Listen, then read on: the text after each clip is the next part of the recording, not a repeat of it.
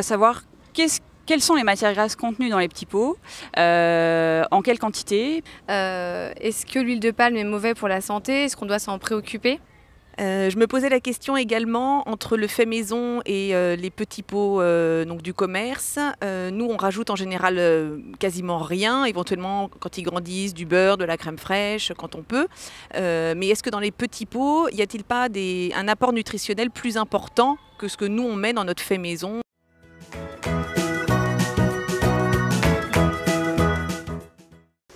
Déjà, en préambule, on a un problème dans notre pays, c'est que les parents, en particulier les mamans, sont terrorisés par les matières grasses. Et elles veulent protéger leur bébé, surtout en évitant les matières grasses. Et ça, c'est un vrai problème, parce que chez le petit, il y a un besoin très important de matières grasses. Rappelez-vous qu'avant 3 ans, l'enfant doit avoir 45% de son apport de calories apporté par des matières grasses. C'est énorme, 45%. Et pourquoi il faut cet apport aussi important de matières grasses? Pour 2 raisons. La première, c'est que l'enfant a besoin de beaucoup d'énergie, de calories pour grandir. Et deuxièmement, l'enfant a besoin de ces matières grasses comme matériaux de construction pour le développement de son cerveau et de son système nerveux. Donc, les lipides sont absolument essentiels et il ne faut pas s'en priver. Alors, dans les matières grasses, comment on va les ajouter dans l'alimentation? Il faut distinguer les huiles végétales d'une part et les graisses animales. Graisse animale, c'est le beurre et les graisses contenues dans la viande. Et la crème fraîche. Comment? La crème fraîche également. Donc les huiles végétales ne sont pas toutes équivalentes parce que on a 2 types d'acides gras qu'on va rechercher en acides gras essentiels, les oméga 3 et les oméga 6. Et il faut faire attention que trop d'oméga 6, c'est nocif à la santé pour plusieurs raisons. C'est pour ça que l'huile de tournesol n'est pas recommandée, parce que l'huile de tournesol, ce n'est pratiquement que des oméga 6. Alors les huiles les mieux équilibrées, c'est l'huile de colza, l'huile de noix et l'huile de soja. Donc plus simple, c'est le colza, parce que l'huile de noix, c'est un petit peu particulier à la région de Grenoble.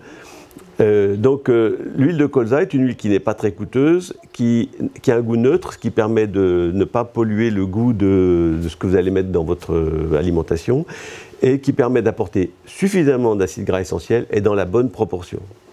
Alors, quelle dose on va mettre dans la purée? On va vous donner des petites règles. Par exemple, on peut proposer 1 cuillère à café d'huile de colza dans la purée de légumes à midi de 6 mois à 1 an, puis 2 de 1 an à 2 ans, puis 3 de 2 ans à 3 ans, et on augmente d'1 cuillère à café par année d'âge. De temps en temps, on peut mettre un peu de beurre, l'équivalent en beurre ou en crème fraîche, mais à condition que le beurre et la crème fraîche soient crus et non cuits. Chauffés éventuellement, mais pas cuits. Les industriels, quand ils fabriquent un lait, ils essayent de se rapprocher au maximum du lait maternel. Ils en sont encore loin, mais ils s'en rapprochent petit à petit. Et donc, ils cherchent à apporter la même quantité d'acide palmitique, mais pas plus. Et donc, ils ont comme source d'acide palmitique 2 solutions. Soit ils prennent de l'huile de palme, soit ils prennent du beurre. Donc, classiquement, on préférait les produits d'origine végétale, les huiles végétales. Donc, on va chercher l'huile de palme pour cet apport d'acide palmitique. Mais vous avez bien entendu qu'on ne met pas plus d'acide palmitique qu'il y en a dans le lait maternel. Et le produit qui provoque les maladies cardiovasculaires via la production d'athérome, c'est l'acide palmitique, c'est cet acide gras-là. Donc, on ne peut pas être toxique si on en amène la même quantité. Donc, l'huile de palme, en fait, c'est un faux débat pour ce qui concerne les laits infantiles. Par contre, on a remarqué dans l'étude NutriBébé que de plus en plus d'enfants mangent comme les adultes dès l'âge de 10-12 mois, et de façon incroyable. Et alors ceux-là, ils vont consommer de l'huile de palme, non pas par le lait infantile, mais par tous les produits industriels qu'ils vont manger, c'est-à-dire les pizzas, les plats préparés, les plats en sauce, les viandes en sauce, etc. Donc c'est par cet apport d'aliments industriels non destinés à eux que les enfants vont avoir un apport d'huile de palme excessif. Mais ce n'est pas par le lait.